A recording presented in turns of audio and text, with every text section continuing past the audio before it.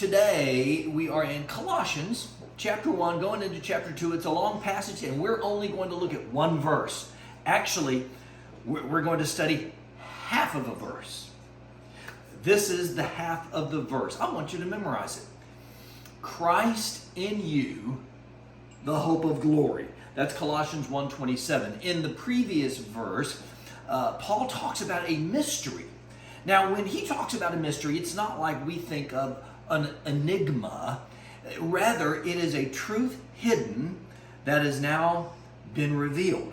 And then in verse 27, he tells us what that mystery is. A mystery that God has made known to the Gentiles. That would be you and me if you're not Jewish. And then he concludes with that half verse.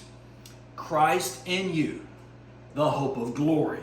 In the Old Testament, there were indications that Gentiles would one time also be included as the people of God. But no one dreamed that this coming Messiah that was prophesied about would not only come, but he would then dwell within his people. That's the mystery. In fact, that's a life-changing truth for you to get a hold of. Christ is in you, the hope of glory. That changes everything. I have a bag of tea and a teacup, and I can get this tea bag as close to the water as I want, but it's still water. I can move it all around. I can dangle it over the top of the teacup. It's still water. But the moment I put the the tea bag in the teacup, the color changes.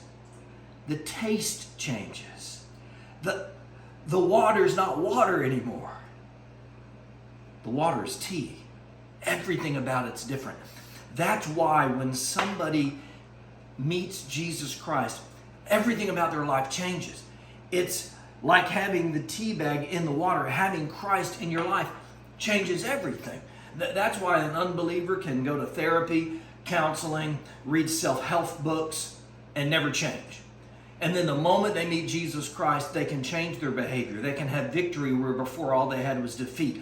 What's the difference? The difference is Christ in you. It changes you. You know that you're not alone because Christ is in you. He's with you always. You know that you have victory because the Bible says the same Spirit that raised Jesus from the dead lives in you. Christ in you means victory. It means power. It means peace. It changes everything. So if you'll memorize this half verse today, I believe it really will make a difference in your life. So if you're getting ready for work in the bathroom as you listen to the Devo, why don't you say the half verse out loud?